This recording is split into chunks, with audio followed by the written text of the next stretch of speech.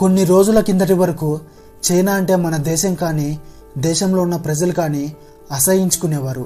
ఎంతలా అంటే పాకిస్తాన్ తర్వాత మన దేశానికి ఉన్న రెండో అత్యంత ప్రమాదకరమైన శత్రువు ఎవరన్నా ఉన్నారా అంటే అది చైనా అని నమ్మేవాళ్ళు భారతీయులు. మరి అలాంటి చైనాతో కలిసి ఈరోజు ఇండియా ఫ్రెండ్షిప్ చేయాలని డిసైడ్ అయింది. ప్రపంచంలో ఉన్న అన్ని దేశాలకు చైనా అంటే ఒక గుంటనక్క అన్న ఫీలింగ్ ఉంది. ఇన్ఫ్యాక్ట్ మన దేశంలోని ప్రజల్లో అయితే ఆ ఫీలింగ్ కొద్దిగా ఎక్కువ అని చెప్పాలి. ఎందుకంటే మొదటి నుండి చైనా మన దేశానికి చేసిన నమ్మక ద్రోహం అలాంటిది. ఒకప్పుడు చైనాను నమ్మి వారికి ఐక్యరాజ్య సమితిలో వీటో పవర్ ఇచ్చి ఇండియాకి తీరని నష్టం తెచ్చారని జవహర్లాల్ నెహ్రూ గారిని ఇప్పటికీ మనలో చాలామంది తిట్టని వారంటూ లేరు. మన దేశ బార్డర్లో చైనా సైనికులు వారు చేసే ఘోరాలు, ప్రతిరోజు మన దేశ సైనికుల మీద వారు చేసే దాడులు తెలిసి రక్తం మరగని భారతీయులు లేడు. 1962లో ఇండియా మరియు చైనాకి జరిగిన యుద్ధంలో ఇండియాని దొంగ దెబ్బతీసి ఓడించిన చైనా తర్వాత పాకిస్తాన్ అనే ఒక కుక్కకి బిస్కెట్స్ పడేస్తూ మన దేశం మీదకి రెచ్చగొడుతూ వస్తుంది అన్న విషయం అందరికీ తెలిసిందే. రీసెంట్గా జరిగిన పహల్గామ్ అటాక్లో కూడా చైనా హస్తం ఉందని, ఆ దాడికి వ్యతిరేకంగా ఇండియా చేపట్టిన ఆపరేషన్ సింధూర్ మీద చైనా ఎన్ని విమర్శలు చేసింది, ఆ యుద్ధంలో పాకిస్తాన్కి ఎన్ని ఆయుధాలు సరఫరా చేసింది ప్రతి ఒక్కరికి గుర్తుంది. మరి అలాంటి చైనాతో మన మోడీ గారు ఎలా స్నేహానికి ఒప్పుకున్నారు? సడన్గా ఇండియా చైనాని నమ్మడానికి కారణం ఏంటి? చైనాతో స్నేహం వల్ల మన దేశానికి ఉన్న లాభాలేంటి, నష్టాలేంటి? నిజంగానే చైనా ఇండియాతో స్నేహం చేస్తుందా లేదా తన అవసరం కోసం మనతో చేయి కలిపిందా? లాంటి ఎన్నో ఇంట్రెస్టింగ్ విషయాలు ఈ వీడియోలో చెప్పబోతున్నాను. దయచేసి వీడియో చివరి వరకు చూడండి. ఈ వీడియో చాలా ఇంట్రెస్టింగ్గా ఉండబోతుంది. ఇండియా మరియు చైనా ఈ రెండు దేశాలు జనాభా పరంగా, వైశాల్య పరంగా, ఆర్మీ పరంగా ప్రపంచంలోనే చాలా శక్తివంతమైన దేశాలు. ప్రస్తుత వరల్డ్ ఎకానమీలో చైనా 2వ స్థానంలో ఉంటే ఇండియా ఈ మధ్యనే జపాన్ దేశాన్ని దాటి 5వ స్థానంలో నిలిచింది. రాబోయే మరో 5 సంవత్సరాల్లో 3వ స్థానంలోకి వస్తుందని అంచనా వేస్తున్నారు. మరి ఇంత బలమైన దేశాలు ఒకచోట, అది కూడా పక్కపక్కనే ఉంటే ఖచ్చితంగా పోటీ ఉంటుంది. అలాగే ఇక్కడ కూడా చైనా మరియు ఇండియాల మధ్య చాలా రంగాల్లో పోటీ ఉంది. అలాగే కొన్ని దశాబ్దాల నుండి అంటే దాదాపు 1950వ దశకం నుండి ఇండియా మరియు చైనాల మధ్య ఆర్థికంగా, రాజకీయంగా విపరీతమైన గొడవలు ఉన్నాయి. దీనికి తోడు 1950లలో ఎప్పుడైతే చైనా టిబెట్ దేశాన్ని ఆక్రమించుకుందో అప్పటి నుండి రెండు దేశాల మధ్య సరిహద్దు గొడవలు కూడా వచ్చి చేరాయి. జమ్మూ కాశ్మీర్, అరుణాచల్ ప్రదేశ్ లాంటి రాష్ట్రాల్లో ఈ గొడవలు ఇంకాస్త ఎక్కువగానే ఉన్నాయి. వేగంగా అభివృద్ధి చెందుతున్న ఇండియా డామినేషన్ను ఆసియా ఖండంలో తగ్గించాలని చైనా ఎప్పటి నుంచో ప్రయత్నిస్తూ ఉంది. ట్రేడ్ అండ్ బిజినెస్ విషయంలో చైనాను కంట్రోల్లో పెట్టాలని ఇండియా చూస్తూ ఉంది. ఫలితంగా కొన్ని దశాబ్దాలుగా ఈ రెండు దేశాల మధ్య వివాదాలు ఉన్నాయి. దానికి తోడు మన దేశాన్ని దెబ్బకొట్టేందుకు చైనా మన చుట్టూ ఉన్న పొరుగు దేశాలైన పాకిస్తాన్, నేపాల్, బంగ్లాదేశ్, ఆఖరికి అతి చిన్న దేశమైన మాల్దీవ్స్ని కూడా రెచ్చగొట్టి మన దేశంలో గొడవలు లేపుతూ తన కుటిల బుద్ధి చూపిస్తూ వస్తుంది. అప్పుడప్పుడు మన దేశ సరిహద్దుల్లో సైనికులపైన కూడా దాడులు చేస్తూ ఉండడం వలన ఈ రెండు దేశాల మధ్య గత కొన్ని సంవత్సరాలుగా పచ్చగడ్డి వేస్తే బగ్గుమనే స్థాయికి గొడవలు చేరాయి. 2019లో చైనా అధ్యక్షుడు జిన్పింగ్ మన దేశంలో పర్యటించాక అటు చైనా నుంచి కానీ ఇటు ఇండియా నుంచి కానీ ఇరు దేశాల్లో పర్యటించింది లేదు. 2020 జూన్ నెలలో గాల్వాన్ లోయలో ఇరు దేశాల సైనికుల మధ్య గొడవలు జరిగాయి. ఈ గొడవలో మన దేశ సైనికులు 20 మంది చనిపోతే మన వాళ్ళు 40 మంది చైనా సైనికుల్ని చంపేశారు. కానీ చైనా 4 మాత్రమే చనిపోయారని సొల్లు చెప్పుకుంది. ఈ గొడవలోనే తెలంగాణకి చెందిన కల్నల్ సంతోష్ బాబు గారు కూడా చనిపోయారు.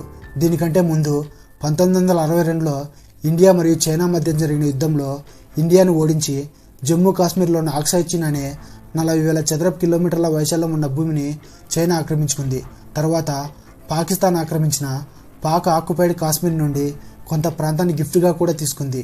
దీనికి తోడు మన దేశంలోకి ప్రవేశించే బ్రహ్మపుత్ర నదిపైన టిబెట్ ప్రాంతంలో అతి భారీ ప్రాజెక్ట్స్ నిర్మిస్తూ ఇండియాని దెబ్బ కొట్టాలని చూడడం మాత్రమే కాదు, ఇండియాకి అత్యంత కీలకంగా ఉన్న అరుణాచల్ ప్రదేశ్ రాష్ట్రం మాది అని వాదిస్తూ ఆ రాష్ట్రాన్ని తమ దేశానికి చెందిన మ్యాప్లో చేరుస్తూ వస్తూ ఉంది. ఈ మధ్యనే దేశాన్ని దెబ్బ కొట్టేందుకు పాకిస్తాన్ ద్వారా, బంగ్లాదేశ్ ద్వారా ఎన్ని గొడవలు రేపుతూ ఉందో అందరికీ తెలిసిన విషయమే. ఇలా ఇండియా మరియు చైనా మధ్యన ఎన్ని గొడవలు ఉన్నా కానీ ఇరు దేశాల మధ్య వ్యాపారం ఆగలేదు. కారణం మన దేశంలో ఉన్న మధ్యతరగతి ప్రజలు. ఈ మధ్యతరగతి ప్రజలకు అనుగుణంగా చైనా చాలా చీప్గా ప్రోడక్ట్స్ తయారు చేసి ఇండియా మార్కెట్లోకి వదులుతుంది. ఇవి చాలా చౌకగా దొరుకుతుండడంతో మన దేశ ప్రజలు కూడా వాటికి అలవాటు పడ్డారు. ఈ చైనా ప్రోడక్ట్స్ని కంట్రోల్ చేయడానికి మన దేశం మేడ్ ఇన్ ఇండియా అని ఎన్ని వస్తువులు తయారు చేసినా కూడా చైనా ప్రోడక్ట్స్ కంట్రోల్ చేయలేకపోతుంది.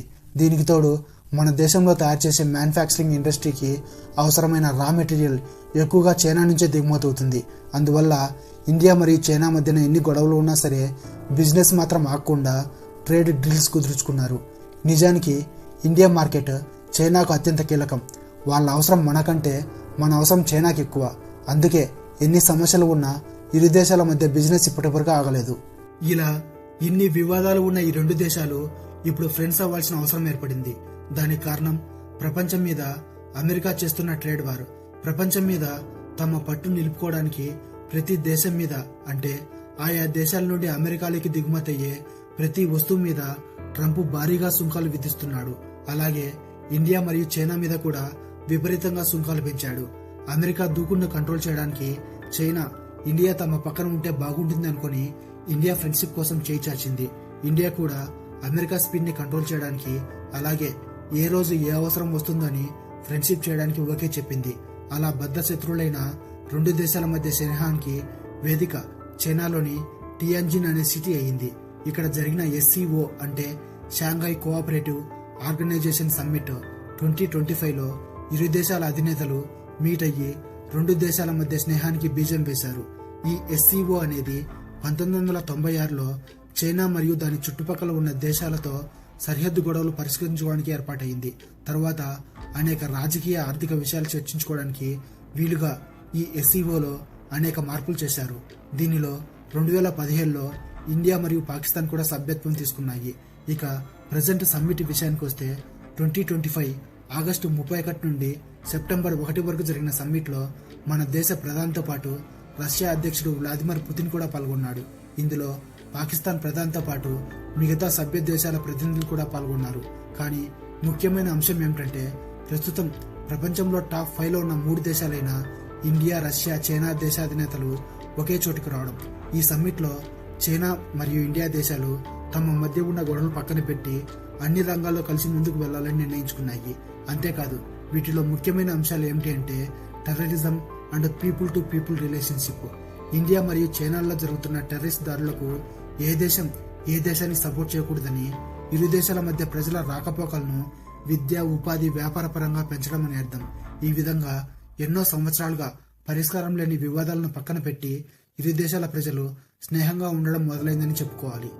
ఇక ఈ సమ్మిట్లో తీసిన ఫొటోస్ అండ్ వీడియోస్ బయటికి రావడం వలన అమెరికా వైట్ హౌస్లో రీసౌండ్ రావడం మొదలైంది. ఎందుకంటే అమెరికా మొదటి నుండి ఇండియాని ఫ్రెండ్ అని అంటూనే ఇండియా మరియు రష్యాల మధ్య ఉన్న ఫ్రెండ్షిప్ని క్వశ్చన్ చేసేది. రష్యా మరియు యుక్రెయిన్ యుద్ధం కారణంగా వెస్టర్న్ కంట్రీస్ అన్ని రష్యా మీద ఆంక్షలు విధిస్తే ఇండియా మాత్రం రష్యా నుండి ఆయిల్ కొనుగోలు చేయడం అమెరికాకు నచ్చలేదు. దీని తర్వాత ఈ విమర్శలు ఇంకా ఎక్కువగా చేసేది. కానీ ఈ సమ్మిట్లో మోడీ గారు పుతిన్తో క్లోజ్గా మూవ్ అయ్యి ఇండియా ఎవరికీ భయపడదన్న మెసేజ్ని ప్రపంచానికి పంపించాడు. ఎందుకంటే అమెరికా ప్రతి విషయంలోనూ ఇండియాని తమకు నచ్చినట్లు చేయమని ఫోర్స్ చేయడం ఒకటైతే, ఇంకోటి తమకు నచ్చినట్లు ఎన్నిసార్లు ఉన్నా కూడా ఇండియాని అమెరికా బహిరంగంగా విమర్శిస్తూ మన దేశాన్ని ఎదగనీయకుండా మూడో ప్రపంచ దేశంగానే ఉంచాలనుకోవడం. ఇలా అమెరికా చెప్పినట్లు చేస్తూ ఉంటే వరల్డ్ మార్కెట్లో మన దేశం క్రెడిబిలిటీ దెబ్బతినడం మాత్రమే కాదు, మన దేశ మార్కెట్ కూడా ఘోరంగా దెబ్బతినేది. అందువల్లనే అమెరికా పొగర అంచడానికి మన దేశ మోడీ గారు రష్యాతో పాటు బద్ధ శత్రువైన చైనాతో కూడా చేతులు కలపడానికి ఓకే అన్నారు. ఇక ఈ సమ్మిట్ వలన అమెరికా, దాని మిత్ర దేశాలు, ఇండియా అంటే పడని దేశాలు ఇండియా ఒక అవకాశవాద దేశమని, అవసరం కోసం ఎంతకైనా దిగజారుతుందని విమర్శించడం మొదలుపెట్టారు. అయినా కూడా మోడీ గారు లెక్క చేయకుండా చైనాతో ఫ్రెండ్షిప్ చేయడం మొదలుపెట్టారు. మరి అమెరికా మరియు దాని మిత్ర దేశాలను ఎదిరించి చైనాతో ఫ్రెండ్షిప్ చేయడం ఎంతవరకు కరెక్ట్ అనేది కూడా ఆలోచించాలి. ఎందుకంటే చైనా మొదటి నుండి గుంటనక్క బుద్ధి చూపిస్తూ వస్తుంది.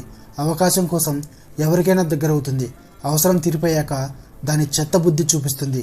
ఇది ఇండియాకి ఇప్పుడు కాదు, మొదటి నుంచి బాగా తెలుసు. మన నెహ్రూ గారు పక్కన ఉన్న దేశాలతో గొడవలు ఎందుకని చైనాకి UNOలో మన దేశానికి వచ్చిన వీటో పవర్ ఇప్పిస్తే చివరికి ఆ పవర్ యూజ్ చేసుకుని మన మీదనే యుద్ధానికి దింది. ఆసియాలో మన ఆధిపత్యం తగ్గించడానికి ప్రతిరోజు ప్రయత్నిస్తూనే ఉంది. మన దేశానికి బద్ధ శత్రువైన పాకిస్తాన్ దేశానికి ఆర్థికంగా, డిఫెన్స్ పరంగా అనేక విధాలుగా సహాయం చేస్తూ వారి దేశంలో టెర్రరిజం పెంచుతూ ఇండియా మీదకి ఉసుగొల్పుతుంది. అంతేకాదు బంగ్లాదేశ్లో గొడవలు లేపి ఆ దేశంలో ప్రభుత్వాన్ని మార్చి తమకు అనుకూలమైన వారిని నియమించి వారిని కూడా మన దేశం మీదకి రెచ్చగొడుతూ ఉంది. ఆఖరికి మన దేశ టూరిస్టులు వెళ్తే గానీ పూట గడవని మాల్దీవ్స్ కూడా చైనా సపోర్ట్ చూసుకొని ఎంత ఎగిరిపడింది మనకు గుర్తుంది. అంతేకాదు యుఎన్ఓలో మన దేశం వీటో పవర్ కోసం ట్రై చేస్తూ ఉంటే అడుగడుగున అడ్డు తగులుతూ ఉంది. దీనికి తోడు ఇప్పుడు వరల్డ్ మార్కెట్లో అమెరికాకి ప్రత్యామ్నాయంగా ఎదగాలని చూస్తూ ఉంది. ఆ దిశగా అడుగులు వేస్తూ ఉంది. అందుకనే ఇలాంటి సమయంలో మనలాంటి పవర్ఫుల్ దేశంతో గొడవల కంటే స్నేహం చేయడం ఎంతైనా మేలని అనుకుంది. అందుకే మనతో ఫ్రెండ్షిప్ కోసం ముందుకు వచ్చింది. కానీ ఇక్కడ జరిగేది జియో పాలిటిక్స్. ఇక్కడ ఎవరికి శాశ్వత శత్రువులు కాదు, శాశ్వత మిత్రులు కాదు. అది తెలిసే మన మోడీ గారు చైనాతో స్నేహానికి ఓకే చేశారు. కానీ చైనా ఎలాంటిదో, దాని బుద్ధి ఎలాంటిదో మోడీ గారికి మన దేశంలో ఉన్న మేధావులకు బాగా తెలుసు. చైనాని ఎక్కడ ఉంచాలో అక్కడే ఉంచి మన దేశానికి కావాల్సిన అవసరాలు తీర్చుకునేందుకు ముందుకు వెళ్ళారు. సో అప్పుడెప్పుడో ఉన్న నెహ్రూ గారి అంత అమాయకులైతే ఇప్పుడున్నవారు కాదు. దేశం కోసం ఎంత దూరమైనా వెళ్ళేవారు ఇప్పుడు ఉన్న నాయకులు. కానీ ఇప్పుడు ఏర్పడిన స్నేహం ఎన్ని రోజులు ఇలా ఉంటుందో చూడాలి. చైనా ఎన్ని రోజులు తన మాటకు కట్టుబడి ఉంటుందో చూడాలి. సో ఇది ఫ్రెండ్స్ ఇవాల్టి వీడియో. మీకు కనుక నా ఎక్స్ప్లెనేషన్ నచ్చినట్లయితే ఒక లైక్ చేసి ఛానల్ని సబ్స్క్రైబ్ చేసుకొని పక్కనే ఉన్న బెల్ బటన్ నొక్కి నోటిఫికేషన్స్ ఆన్లో ఉంచుకోండి. దీనివల్ల నేను పెట్టే ప్రతి వీడియో మీకు నోటిఫికేషన్ రూపంలో వస్తుంది. ఇంకో వీడియోలో ఇంకో టాపిక్తో మీ ముందుకు వస్తాను. అంతవరకు ఉంటాను. జై హింద్.